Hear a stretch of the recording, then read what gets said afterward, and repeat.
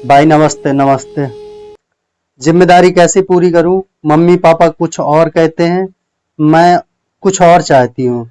ये भी पता है कि वो ठीक हैं अपनी जगह पर, फिर भी मेरा मन नहीं मान रहा है, इसलिए घर वालों से कुछ समय लिया है। पर ऐसा लग रहा है समय भाग रहा है और मैं वहीं हूँ, कुछ भी कर नहीं पा रही हूँ। ऐसी स्थिति में मैं क्या करूँ? कोई रास्ता नजर आए और सब ठीक हो जाए, क्योंकि मेरे लिए मेरे घर वालों की खुशी से बढ़कर कुछ नहीं। कृपया मार्गदर्शन करें। मैं क्या मार्गदर्शन करूं? मार्गदर्शन तो तुम करवा ही। जितने हिंदी पिक्चर के डायरेक्टर हैं वो सब तुम्हारे मार्गदर्शक हैं। मैं यहाँ पढ़ रहा हूँ, कभी खुशी कभी गम बज रहा है।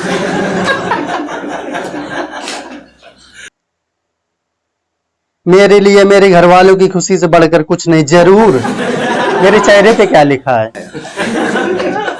नाम हरि है, इतनी आसानी से बुद्धू बना लोगी?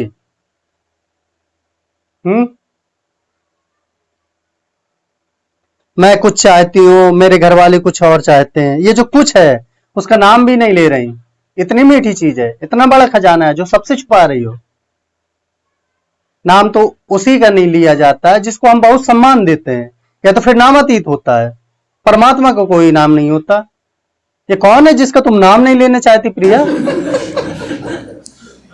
सारा खेल तो सवाल ही से खुल गया।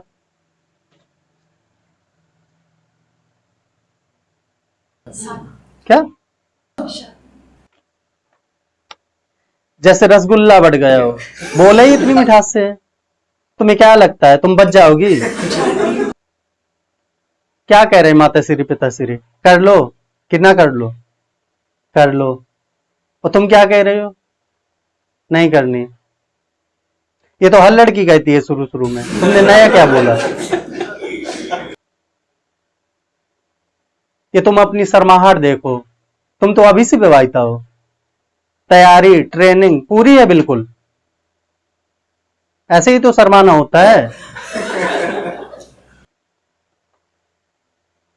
जब इतना कुछ सीख लिया है तो आगे के कामों से कैसे बच जाओगे? छोटी बच्ची होती है, उसे पता होता है कैसे शर्माना है। जिन्होंने तुम्हें सिखा दिया यूं शर्माना, उन्होंने जो बाकी बातें सिखाई होंगी वो भी तुमने सीख ही ली होंगी। तुम्हें अनुपालन करना पड़ेगा। ये लज्जा, ये शर्म, तुम्हें क्या लगता है इनमें बहुत सौंदर्य है? ये वही जंजीरें हैं जिससे औरत जकड़ी जाती है।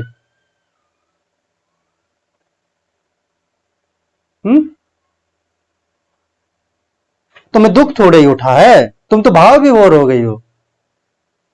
तुम्हारा पहला ही वाक्य कहता है, भाई जिम्मेदारी कैसे पूरी करूं? ये जिम्मेदारी कैसे हो गया? किसने कह दिया ये जिम्मेदारी है? हैं? किस शास्त्र में लिखा है? मैं पढ़ना चाहता हूं, मुझे बताओ कहां पर ये क्या है? कैसे जिम्मेदारी हो गया? किस चीज को तुम विवाह कहती हो? मुझे समझाओ, मैं समझना चाहता हूं। मैं ना समझ आदमी हूं भाई, मुझे समझाओ किस चीज को विवाह कहते हैं? विवाह क्या है? मैं सत्य जानता हूं, मैं परमात्मा जानता हूं, मैं आनंद जानता हूं, मैं मुक्ति जानता हूं, मैं सरलता जानता हूं। ये विवाह क्या है? मैंने किसी उपनिषद में इस नाम का शब्द नहीं पढ़ा है। और ये जिम्मेदारी कैसे हो गया? मैं तो इतना जानता हूं, जो पैदा हुआ है उसकी एक ही जिम्मेदारी है, वो है मुक्ति। ये 50 जिम्मेदारियां कहां से आई? बोलो। मेरे ये प्रश्न ही मेरे दिमाग में नहीं आता। और मैं खिलाफ नहीं हूं विवाह के, मैं बेवकूफी के खिलाफ हूं, मैं ना समझी के खिलाफ हूं। विवाह जैसा होता होगा कुछ अच्छा बुरा, मुझे नहीं पता। मुझे बताओ। और ये खास तौर पर ये कौन सा विवाह है जो मम्मी पापा के कहने पर किया जाए?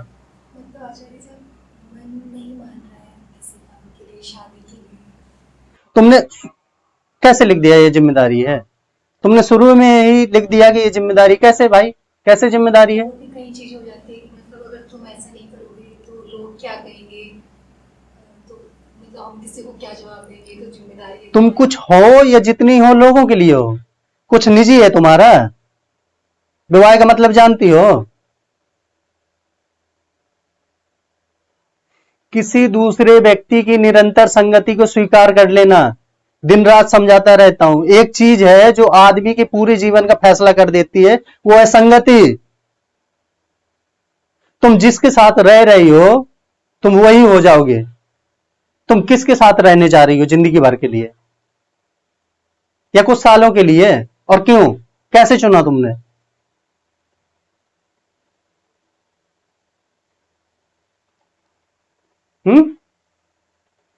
पहले बात तो देखो, संगति आवश्यक है, क्योंकि आदमी के भीतर अधूरेपन का भाव होता है, तो उसे कुछ चाहिए जिसके वो साथ रह सके। तो हम मानते हैं तुम्हें कोई चाहिए, संगति जरूरी है, क्योंकि हमारे भीतर अपूर्णता होती है।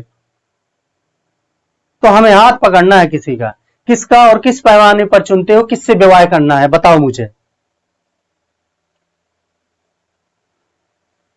स्त्री कहती है मुझे पुरुष की संगति चाहिए, पुरुष कहता है मुझे स्त्री की संगति चाहिए। वो भी जवान स्त्री जवान पुरुष की संगति चाहती है, और जवान पुरुष जवान स्त्री की संगति चाहता है। तो यहीं पे ही दिख गया कि तुम किस आधार पर साथी का चुनाव करते हो। तुम्हारा आधार है दैहिक सुख। तुम कहते हो जिसके साथ हम संभोगरत हो सके उसी की संगति चुनेंगे, और उसमें भी तुम 50 बातों का ख्याल कर लेते हो कि समाज ने कितना दबाव बनाया, जिसके साथ हम जा रहे हैं वो कमाता कितना है, उसकी जात कितनी है, उसका धर्म क्या है।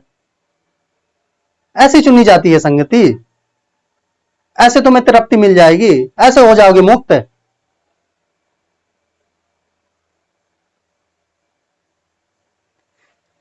जब तुम चुन ही दे देख कर रहे हो तो क्या वो दिन रात तुम्हारी देह नहीं नोचेगा? चलो ठीक है, तुम कहते हो हम सिर्फ देह नहीं देखते हैं, ठीक है, वो मैं भी कह रहा हूं। तुम पैसा भी देखते हो, तो देह नोचेगा, पैसा देगा। ऐसे जीना है। मुझे दो लोगों के साथ रहने में क्या आपत्ति हो सकती है? भली बात है, दो लोग साथ हैं, और साथ रहने के लिए अगर तुमने कुछ रस्में भी निभा ली तो चलेगा। तुम्हें एक रात का स्वांग करना था तो वो भी कर लो, आग ली, उसके चारों तरफ चक्कर लगा दिए इर्द गिर्द, ये सब भी करना था, कर लो, कोई अपराध नहीं हो गया। तुम्हें 100 लोगों को दावत देनी थी, 2000 लोगों को दावत देनी थी, तुम ये भी कर लो, ये भी दे लो तुम। पर वो रात तो बीत जाएगी ना, वो रात की बात क्या बचेगी? संगति। अब तुम मुझे बताओ तुम किसकी संगति करने जा रही हो और क्यों? अब ऐसा तो है नहीं है कि शादी की रात के साथ शादी का खेल भी खत्म हो गया, या खत्म हो गया, फिर तो खेल शुरू होता है। घर ले आए हो, उसके साथ जीना भी पड़ेगा। अब तुम मुझे बताओ कैसे जियोगे?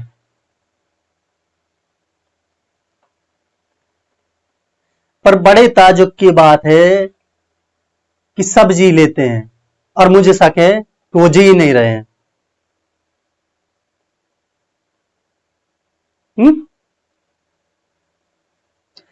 किसी राधा को किसी कृष्ण की संगति मिलती हो तो मैं होता कौन हूं आपत्ति करने वाला? पर तुम हो राधा जैसे, तुम में है कृष्ण की ललक। सीताराम के साथ है, भरत राम की तरफ भागते हैं, ये मीठी संगति है। मर्दाना निरंतर लगा रहा नानक देव के साथ, ये सुंदर संगति है। तुम्हें लगता है कभी इसमें जो जोड़ा है उसमें एक स्त्री हो एक पुरुष हो?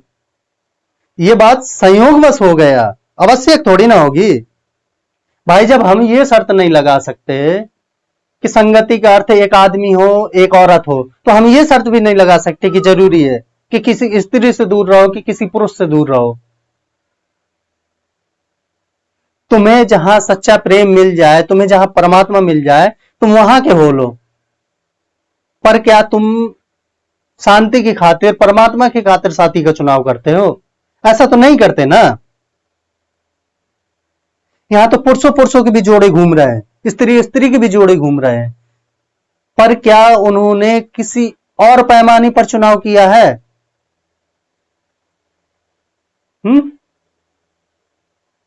चुनाव उन्होंने भी काम वासना के ही पैमाने पर किया है। इसलिए कोई फर्क नहीं पड़ता कि होमोसेक्सुअल है या हेटेरोसेक्सुअल है। तुम किसी को भी चुनाव करो, तुम्हारे चुनाव का अर्थ तो एक ही होगा, वो है शरीर, वासना।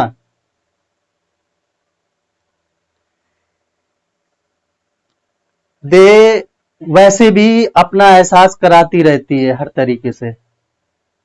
स्त्री की देह तो और भी एहसास कराती है कि मैं हूं, मैं हूं। फिर तुम कोई ले आओ जीवन में, वो तुम्हें ऐसे ही देखे जैसे कि तुम देह हो, तो क्या तुम जी लोगी? पर औरतें जिए भी जाती हैं। अब वो कैसे जिए जाती हैं ये तो वो ही जाने।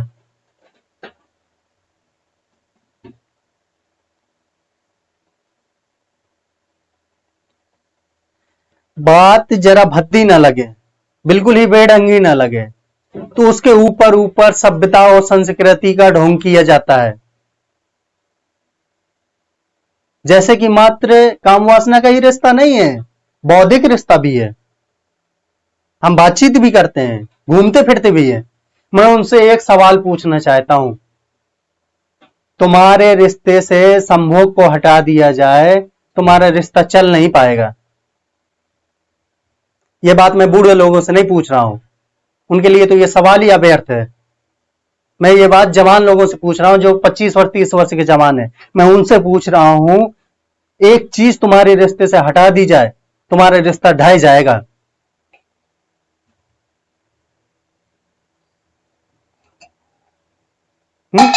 ये बात तुम्हारी अदालत कहती है कि पति पत्नी अगर 6 महीने तक शारीरिक संबंध नहीं बनाते तो उनको तलाक दिया जा सकता है। अदालत भी जानती है कि पति पत्नी के रिश्ते की बुनियाद में शरीर है। नहीं तो जाकर के उनसे पूछो, वो तुम्हें बताएंगे कि विवाह वैध माना ही तब जाता है जब संसर्ग हो जाए शरीर। कंज्यूमेशन ऑफ मैरिज कहते हैं उसे, नहीं तो माना ही नहीं जाता। विवाह माना ही तब जाएगा जब संभोग हुआ, नहीं तो हुआ नहीं। ये बात अदालत कहती है, विधि कहती है, तुम्हारा कानून कहता है, समाज भी जानता है ये बात को। नहीं तो कहीं पर हो रहा हो विवाह तो दोनों पक्षों को पकड़कर बोलो कि पूरा आशीर्वाद है हमारा तुम्हें, फटाफट ब्रह्मचारी हो जाओ। कसम खा लो कि आज से ब्रह्मचारी रहेंगे, फिर देखो क्या होता है। बाकी बातें का महत्व कम है, तुम्हारे चुनाव का सर्वाधिक महत्व है शरीर। बाकी बातें हैं पर कम है।